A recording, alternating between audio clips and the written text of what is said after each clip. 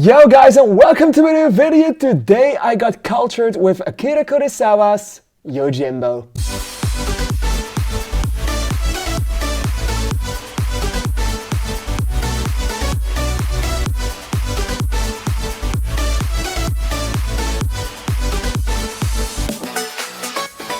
Alright, welcome to the second episode of Getting Cultured, with a series where I watch classic movies, like the real classics, the movies that will definitely be considered classics in the future or all already some of the biggest classics to be ever made. Yojimbo is one of those movies. It's also directed by Akira Kurosawa. If you don't know who that is, I also watched Seven Samurai. That video came online last week, and over 1 week I will also react to his High and Low, and over 2 weeks I will react to his Ikiru, and in 3 weeks I will react to his movie Ran, and afterwards we will also talk about some other movies as well in this series. If you don't know what this series will mean, this series basically is a continuation of A Look At for my review series. So I will talk about what I think of the movie in the end. I will give you a movie review of it. But because it's a classic, and because it has been around for a long time, I will also talk about the cultural impact this movie had on the movie industry and some fun facts and some fun behind the scenes from this. 3 each, and afterwards my review. So let's get straight into the cultural impact. Yojimbo wasn't the most well-known Kurosawa movie. It isn't even the best Kurosawa movie, but I think this one may have had the biggest impact on the movie industry ever. Because Yojimbo directly inspired the movie A Fistful of Dollars that came out in 1964 and was directed by Sergio Leone. A Fistful of Dollars was in its place the start of a big boom of movies that were set in some kind of spaghetti western genre. If you don't know what a spaghetti western is, a spaghetti western basically is some kind of American Italian western movie. They were big from the 60s to the 80s. I think 2 of the most well-known examples of spaghetti westerns are, of course, A Fistful of Dollars, but also The Good, the Bad, and the Ugly, and Once Upon a Time in America. So Yojimbo is directly responsible for America's biggest and most famous genre. And this lone anti-hero story would also be repeated over and over again in history, and the most famous character that also has this trope is John Wick right now. This movie is also quite known for its genre blending, as it blends multiple genres into one movie, namely a samurai movie, a western a little bit, and also a noir movie. This indirectly opened the door for other genre blenders like the Kill Bill movies from Quentin Tarantino. And a lot has been going on for this lead character, as it was a revolutionary move to make this deeply flawed, grayish protagonist that you can't really root for, and that is a bit of a douchebag and a bit of a deeply flawed character, and make him still very charismatic and very likable and very enigmatic, but mostly very redeemable. It made sure that there was a lot of thought going into the protagonists of a movie and how deeply you can make them. Some fun facts about this one is that Mifune's intense and iconic walk towards the camera that he does in this movie is inspired on a lion, and it's actually directed by Kurosawa, who told him to do that. It's iconic now because of how intense it is. I have already told you that Kurosawa directly inspired Sergio Leone to make A Fistful of Dollars, but did you know that Kurosawa also had a lawsuit against Sergio Leone for plagiarizing his movie Yojimbo? Another fun fact is that Kurosawa also actually won that lawsuit over the plagiarism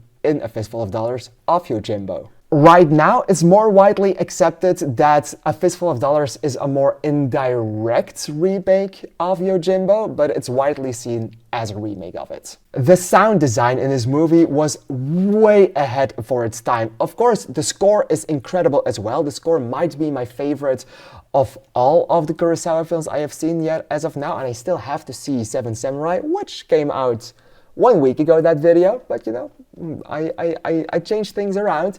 But did you know that the sound design itself was also revolutionary, as this guy, Kurosawa, wanted to make the wind feel as a character. And even though right now you can say that the samurai fights look fake as hell, because they still look awesome for the time they were shot in, that sound design is incredible as well. Even though you can definitely see that these cuts aren't going anywhere, you can hear them, and that makes it real even still. But those were some fun facts. Right now, it's time for my movie review of it. And I, of course, saw it in a movie theater. And I was genuinely very happy that this one was only 110 minutes long, an hour and 50 minutes.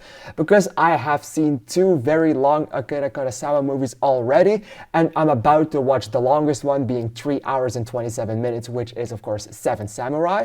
And with this one being a little bit shorter, I was very happy that, again, nothing felt as if it wasn't necessary in the movie. Every scene feels earned, and the entire pacing of this thing is also very, very, very good. It flows by pretty fast. Another thing I quite noticed was, and I have seen a lot of other people talk about that one as well, is that this movie starts off pretty deeply intense. Like there's a scene where a dog is carrying the severed hand of a man that was severed by a samurai sword, and it's carrying that, and that's a deeply dark scene because holy shit, this movie is about to get dark. It's dim, it's dimly lit, the music is dark, it's a very moody scene. And then the rest of the movie is goofy as hell. Like, there are a lot of comedic moments in this. It's not a comedy in any sense, but it feels like it sometimes because of the comedy on screen, because of the way that they acted things, because of the way of the things that happened, because of some other things. It's a deeply funny movie and it doesn't really feel like it. So the whiplash effect around 1/4 into the movie is insane when you see how incredibly funny this thing can be, while also be incredibly dark, which is something I deeply respect. Because even though it has its goofy moments, you can still feel the sadness, you can still feel the scariness, and you can still feel every emotion that Kurosawa wants you to feel. You can feel those from moment to moment, from second to second. It's an insane way of portraying emotions. You can be happy, sad, scared, angry, everything with the movie, and Kurosawa once again shows it. This one being action-packed also really piqued my interest because, of course, I like action movies very much, and I am also deeply interested in the samurai time. I really want a katana myself. I haven't gotten any because money, and I really want one. And I also kind of really want to learn sword fighting, mainly katana sword fighting or samurai sword fighting, and yeah, this movie does it in an incredible way. It makes sure that I can't freaking wait for Seven Samurai. Of course, you have already heard me raving about that. If you haven't seen the video, it's online, you can go watch it. But I am deeply excited to watch that movie because I love this genre so incredibly much, and seeing it portrayed in a time that this was released in 1961 is awesome. Like, they could do things like this, and even though it looked, as I have said before, fake as hell, like there isn't one scene in this one where there is being fought where you can actually think like, okay, they are hitting each other with these things. There's no scene that has that, but it still feels epic as fuck, and still with every fight, even though they look goofy as fuck sometimes, and even though the lead up to the fight is goofy as hell, the last half hour is incredible because of its high intense fighting and because of its high intense moments that happen.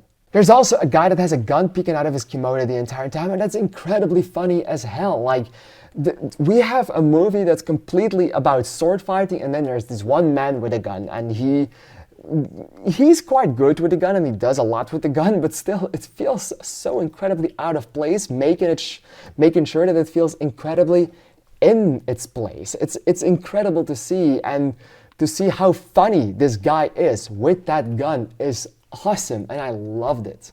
In the end, I deeply loved Yojimbo for what it was. It wasn't my favorite movie ever, and I also do think that in the middle, it kind of drags a little bit. It's neatly paced, but it kind of drags just a little bit, and I may have wanted a bit more seriousness instead of the goofiness that they did. So I can't give this the perfect score, even though I kind of wanted to give it. But still, I decided to give this one 4.5 stars and a heart, and the heart counts for 0.5 point, so in the end it's still a 10 out of 10.